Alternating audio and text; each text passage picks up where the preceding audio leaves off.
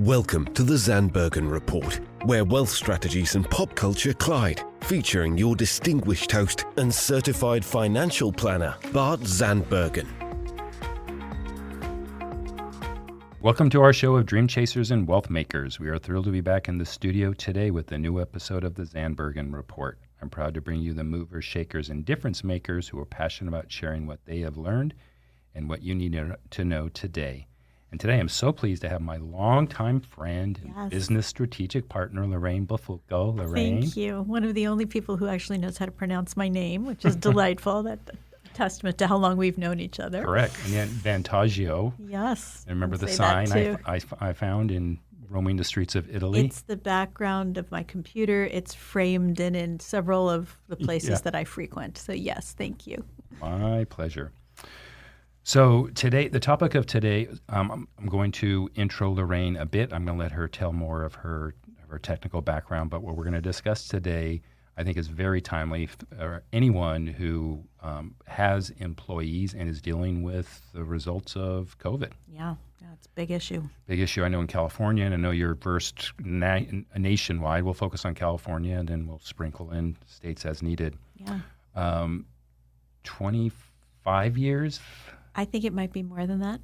I think our company is going on, we're going to be celebrating soon our 30th year in business, but I think we're around 27, 28 right now. Okay. I stopped counting a while ago. It was ruining my ability to say I was 29. So. Yeah, there's no correlation to our age and the age of our business, right? Oh, that's fabulous. There's a Thank you. complete separation. Okay, awesome. So Vantaggio HR is an independent HR consulting firm. Exactly. Which you have been running for X number of years. A number of years, more than 5. And you are the go-to for companies who do not want to do human resources in-house. That is one of the things that we do. Certainly a lot of our client companies are of a size or based on whatever happens to be going on in their world, it doesn't make sense for them to have their own in-house HR, and we do fulfill that function.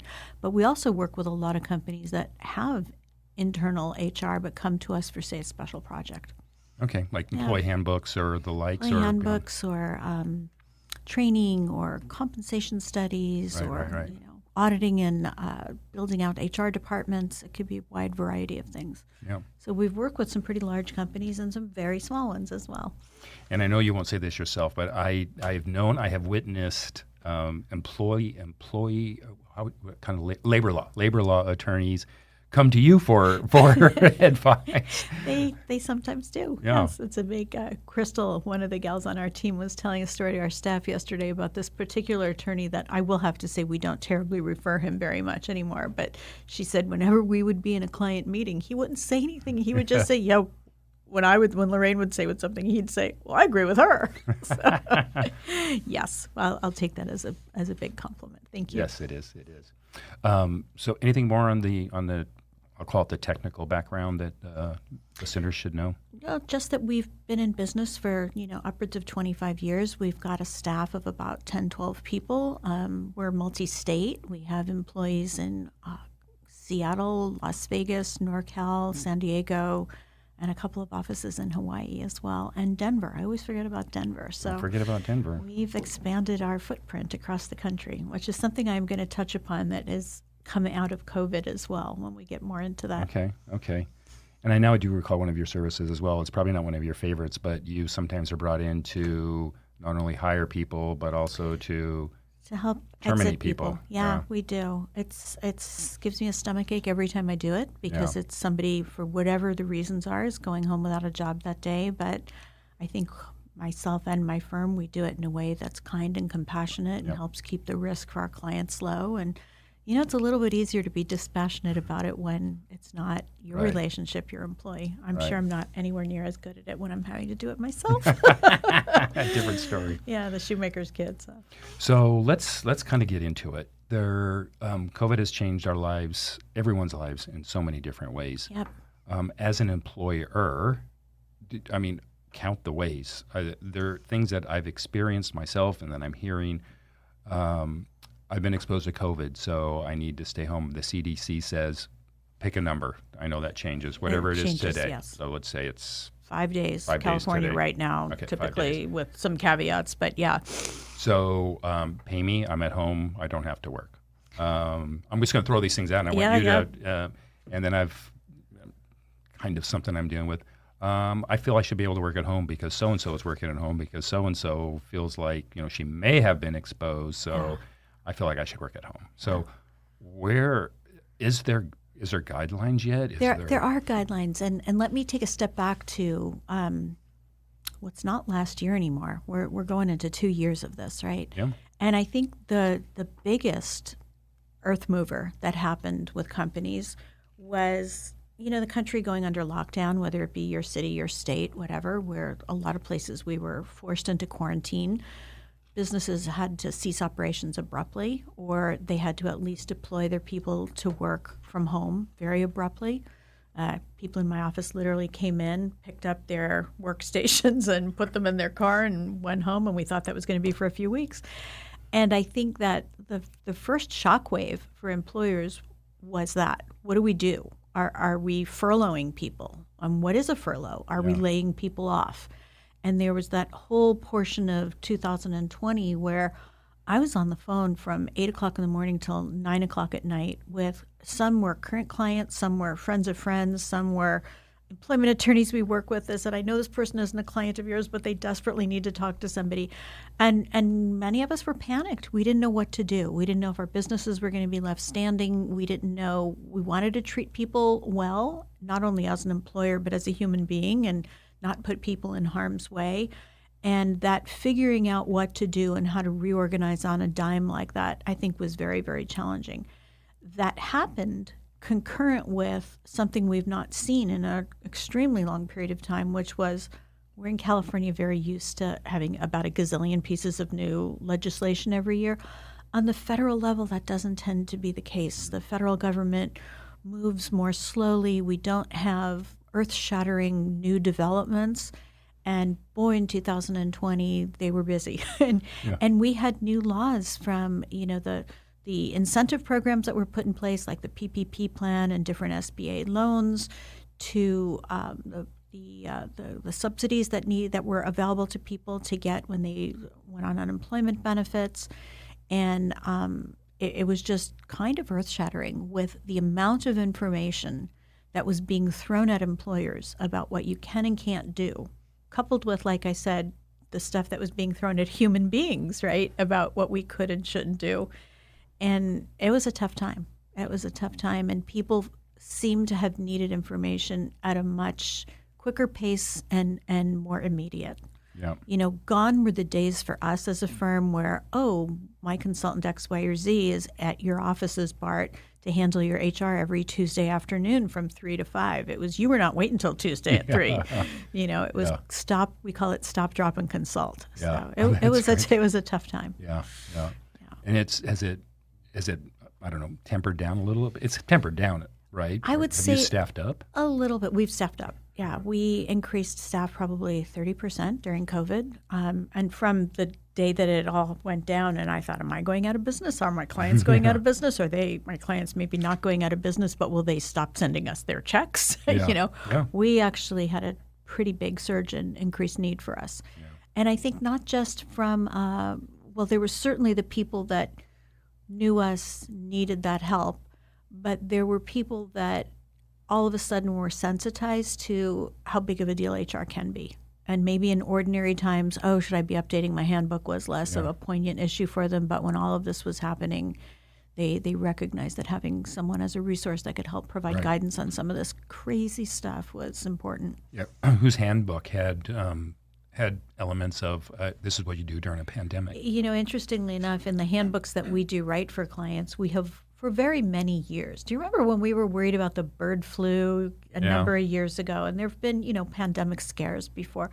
But we have always, in the handbooks we've written, given clients this opportunity to insert in policy on contagious illnesses in the workplace. Really? No one ever wanted one of those. I mean, few and far between were the people that wanted that policy in their handbook. Yeah. And now, we were frankly giving those policies away for free to people during the crisis because everybody needed them. Yeah. And mandatory vaccination policies, we would never have thought about that so many years. So, only 2 years ago, right? So let's start breaking down some of this. Yeah, let's talk about it. the work from home, let's start there. Let's start there. Yeah. So is there a rule? Is there a rule? Not really. Okay. All right, that's a great start. We live in a world where everything is more gray than it used to be. So working from home, telecommuting, used to be something that companies considered, maybe only certain companies would consider maybe a perk or a privilege or a very unique situation where we're in California, but we found this person who's fabulous and she lives in Kansas and we're going to hire her. She's going to work from an office in Kansas. Yeah. But it was really not the norm. That was another policy, telecommuting, which very few people needed and now everyone does. And then we were, because of the quarantine mandates, companies that would in a million years not have considered allowing for telework or working from home opened it up as a possibility, right? Or even a necessity at the time. And there is still currently no requirement that you allow people to work from home. You don't have to. If you as the employer say, hey, given the facts and circumstances around my business, it doesn't work operationally for me, and I'm going to say I've seen many people like this that just say, I don't like it. It makes me uncomfortable. I feel like I don't have enough visibility and control over what my staff are doing. You don't have to permit it. Okay, let's break that down. So that's good information. You're welcome. He's like, ooh, note to self. Note to self. Now, is there a, for lack of a better term, like a like? So let's say you, as mentioned earlier, you let someone, there's a situation where someone works from home. Can another employee say, well, Sally's working from home. Can I work from home? Yeah, it's a great question. Another employee could say that. And if you, and this is where we now delve into the deep gray, but if you didn't have a good justified reason for saying no to the person who said, but Sally's doing it, how come I can't do it? Would you open the door up for that person to whom you said no, claim that you were making the decision based on a discriminatory or an improper reason, right? Oh, you said yes to her because she's a young white female, and you said no to me because I'm an over 40 Hispanic person of a certain, other. So you've got to be careful as an employer that you've got you're either looking at classes of employees that you would permit, and when I say class, I mean, your sales staff versus your office people, or you've got some other good operational foundation for making that kind of decision. And then, to kind of go further into the gray of your question, we have a lot of restrictions placed on companies right now about if we're checking for vaccine status and having to quarantine people and having to accommodate people that come forward that either have COVID or might have a religious or medical reason why they can't test, why they can't get vaccinated. And one of the big things that has been pretty universally at this point now accepted as at least a potential accommodation for someone that might need accommodation would be permitting work from home. So anyone that wanted to categorically say in all circumstances, never, we can't allow you to work from home, might run afoul of some of those things I just discussed. Let's break down some of those things. Yeah, and it does sure. Now, so fascinating. So work from home does take care of a lot of the other things, right? You just named off about 10 things that you don't have to worry about. It does solve a lot of problems. It poses a lot of others, but it does pose some of those immediate ones. So now, from the best that I can track with the news, the vaccination mandatory statement, that is a state-driven? For now. Now, I'm sure you and everyone else has heard that President Biden back in the fall had he had a multi-pronged plan about how he was going to fight COVID. One of the elements in his plan was that employers with more than 100 employees were going to be required to ensure that their employees were vaccinated or get tested weekly. That he issued a directive to OSHA to issue those regulations. It's been challenged, and I find it fascinating what's happening legally right now with it.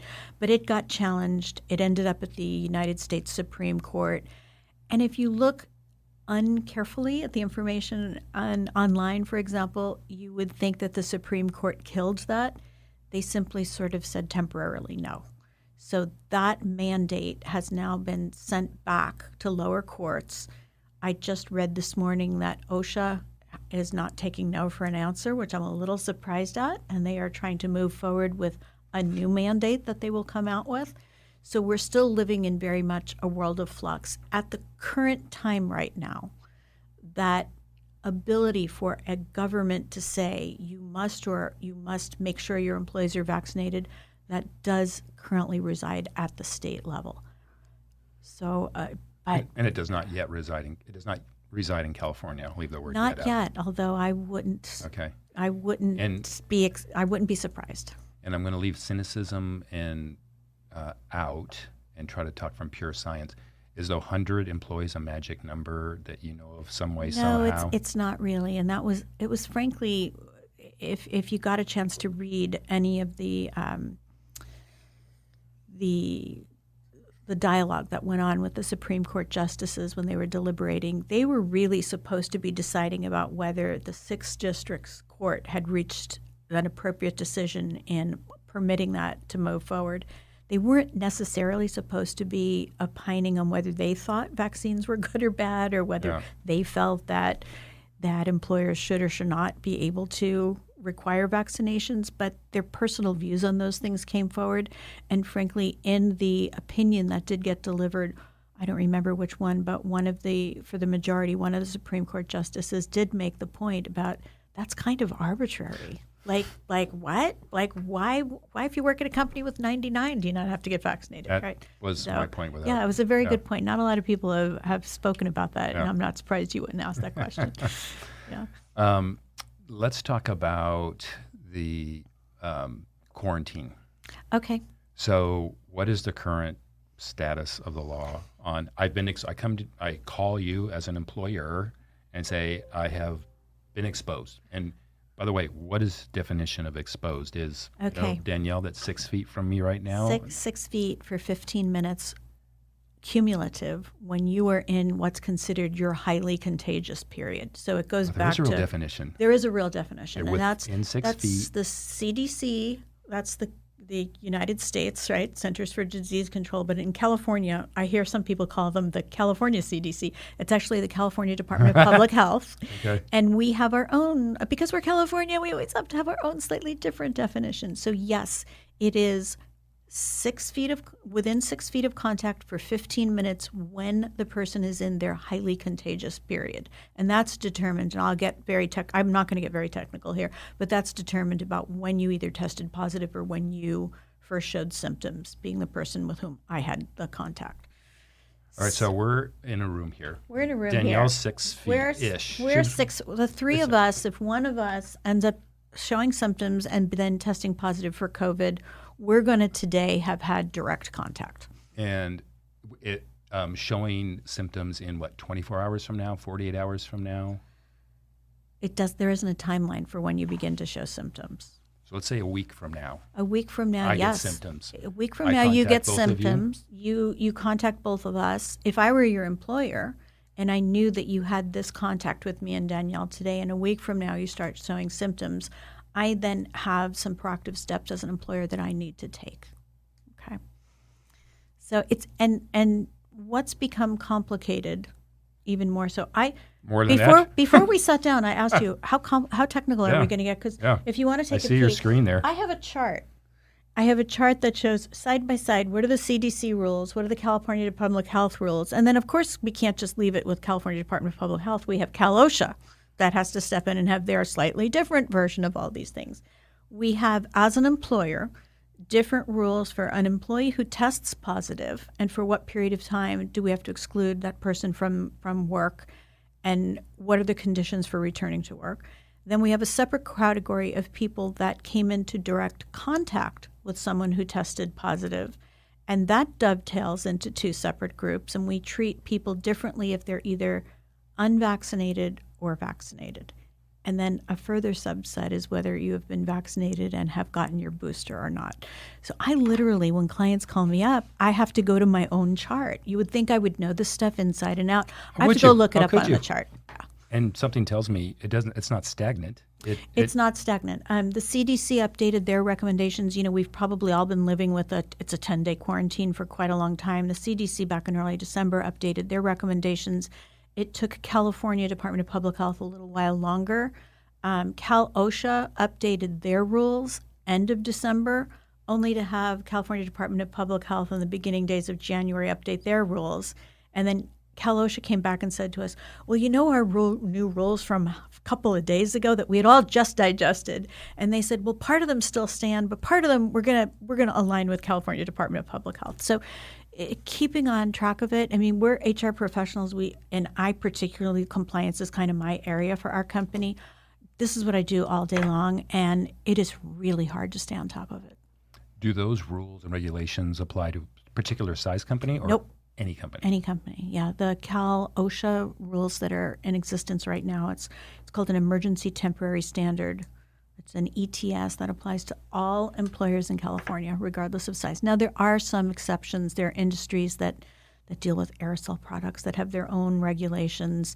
A workplace, if an employee is working completely from home and has no contact with other individuals, we don't have quarantine mandates and the kinds of things that I'm talking about. But for the most part, it's everybody, even the very small company with only a couple of employees. It's a bit mind-numbing right now. Yeah. Yeah.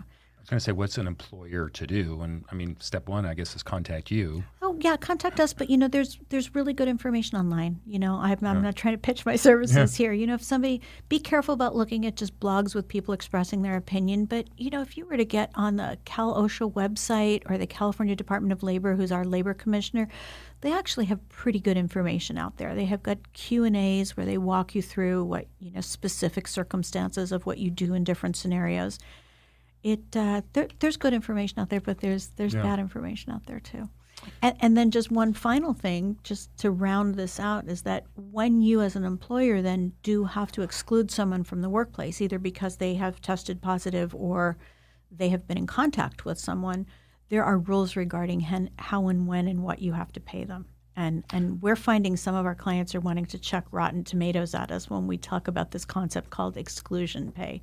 And they say, well, we can just make them use their sick time, right? And No.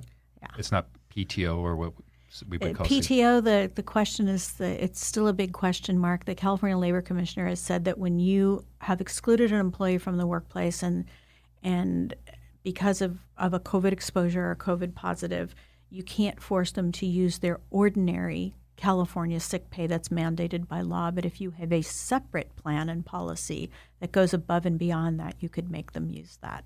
There's still a lot of debate about it. Otherwise, it's you just pay the regular salary? Pay them, yeah. Well, it sure isn't making it easy for No, it's not. But, we've given I've given my staff and we've given some of our clients some very practical tips and some of the way to mitigate that. Because it could be kind of frightening to think about, what if half of your staff gets sick and goes home and you have to pay them for next 5 to 10 days, right? It's pretty frightening. Encouraging people and even requiring people to get tested quickly. I have known employees that have gotten sent home and they lollygag about wanting to go get tested, and then they're in this, ongoing limbo status. So having people go get tested quickly. And then we live in a world where we typically don't like to encourage people to file like workers' compensation claims. But if somebody truly does get sick as a result of work, it's probably in everybody's best interests to get a work comp claim filed, both because the person would be taken care of from getting medical care perspective, as well as replacement wages. And once they were to start collecting, say, either work comp benefits if it's work-related or disability benefits from the state if it's not work-related, then the employer's obligation to keep paying people goes away. So we're living in times where things are a little upside down from how we normally think about them. Is there, not my bailiwick, is there a deductible, like a certain amount of days before a workers' comp? Workers' comp is typically 3 days, and state disability is typically 7. Now, the governor issued an executive order last year that for COVID cases waived that 7-day wait for disability. That has expired, and there's question mark about whether he would reinstitute that or not. I think that when a lot of these laws that got passed, as I was talking about 2020, 2021, Many of them had sunset dates sometime in 2021. September 30th was a big date around the country where a lot of things went away because we all thought we'd be done. And now that we're dealing with Omicron and a new peak and a new wave, there is a lot of chatter out there about both on the federal and state level, perhaps putting some of these benefits and protections back in place.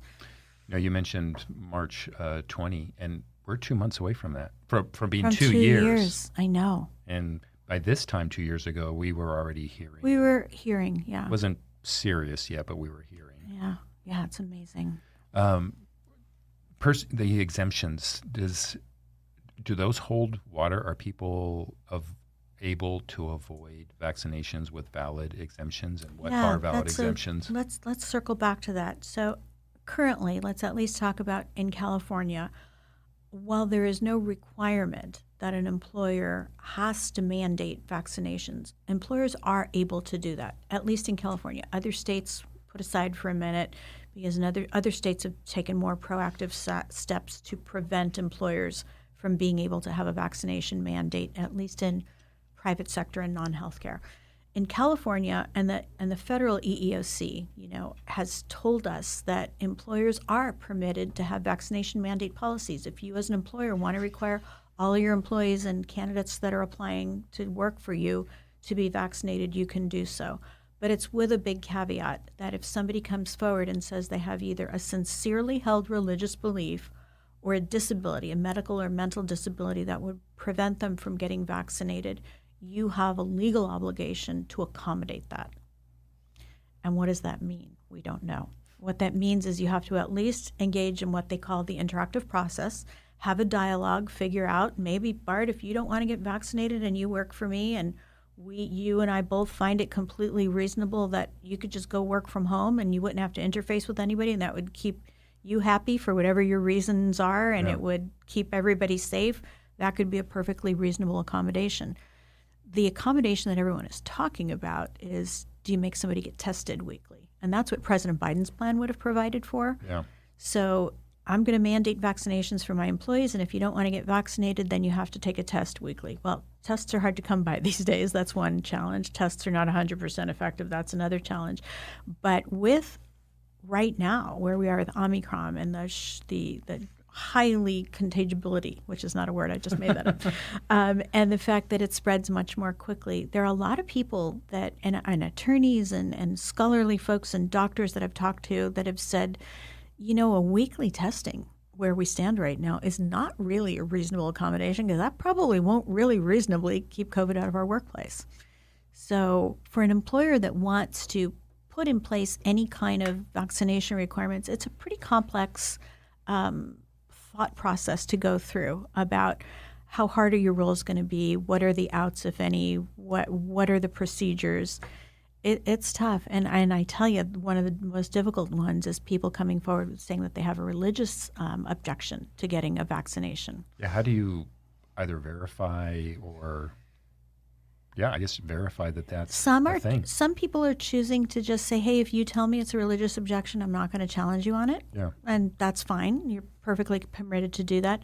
The EEOC, the federal EEOC, has really surprised us because they're usually very protective of you can't ask people things. Yeah. They've given us some directives about just how far you can go, and it's been surprising. You can challenge somebody if it doesn't seem to you that it is a sincerely held religious belief. You could ask them to describe their beliefs. You could actually ask for documentation from a religious leader. Isn't that shocking? That is shocking. Yeah, I told you, we live upside down right now. Wow. Yeah. Wow. So I frankly know a lot of people who have whatever reasons might be not want to be vaccinated and have decided that they would just call it a religious request for accommodation, and it can be hard to challenge somebody on that. My stepson, he's probably going to listen to this one day, but when he was a teenager and getting into trouble with some things, he was going to start his own religion, and he thought that was going to have some kind of corollary between his utilization of marijuana and going to get him exempted from certain things that otherwise people weren't exempted from back then. Yeah. So had he come forward to me at that time, I probably would have said, yeah, it doesn't seem like it's a sincerely held religious belief. But I'm just trying to think it's of a serious topic. I don't mean to be taking it lightly. I think but it's okay. There's a couple of religions come to mind that might have this as part of their criteria. And I'm wondering the conversion rate to those religions right now. Well, that's really a great question, because in the beginning of this whole thing, we thought that was, potentially a question, because there really aren't many, but there are a few organized religions that one of their tenets is, restriction of medical care, vaccinations. I will use the Catholic Church for an example. The Pope has told people to go get vaccinated, right? So it's not a tenet of the Catholic faith not to get vaccinated, but someone who feels that because of their personal beliefs as a Catholic that it would somehow be inappropriate, that would have to be, we've been told by the EEOC, that would have to be respected. So we're getting back into the dark gray. We're way into the gray, yeah. Wow. Yeah, that's interesting stuff. We're going to title the show The Gray Show. The Gray Show. I like that. Show of Gray. The Show of Gray. We've got to be careful, though, because that might have some other connotations. Jeez. This is true. Yeah. We pretty much shot through time. Is there, it always goes by quickly when you have something interesting. Any closing comments, anything that the you'd one like thing to... I would probably want to share as a takeaway with, your audience is that we talked about other states and the rules being so tremendously different. We're living in a time where we're getting phone calls once a day from an employer that accommodated people wanting to work from home, and home might be Kansas, as I was using before, or Texas, or God knows where. And we've had clients say, well, we'll just keep them on our California payroll, right? And we apply all the rules in California. Well, the minute you allow someone to somewhat permanently go work from someplace else, you've just opened up shop as a company in that state, and you need a business license, and you have to set up payroll, and you have to pay taxes, and you have local laws that you have to comply with. So the number of companies that have in the last 2 years expanded, intentionally or unintentionally, become a nationwide multi-state company, it's amazing. And I think it's a trend that we're not going to back off of completely. Yeah. The pendulum will center a little bit, but it swung very far. It will come back to center. But I think the days of companies restricting everybody to have to work from your quote-unquote offices in your one location are probably pretty much gone. Yeah, interesting. Yeah. Wow. Well, Lauraine, thank you so much for carving the time. We can't talk for another hour. This has been fun. Oh, I'm sure we could. We could, yeah, but then we'd have to break out the wine. So, yeah, then it just never ends well. Exactly. We'd embarrass ourselves. That's right.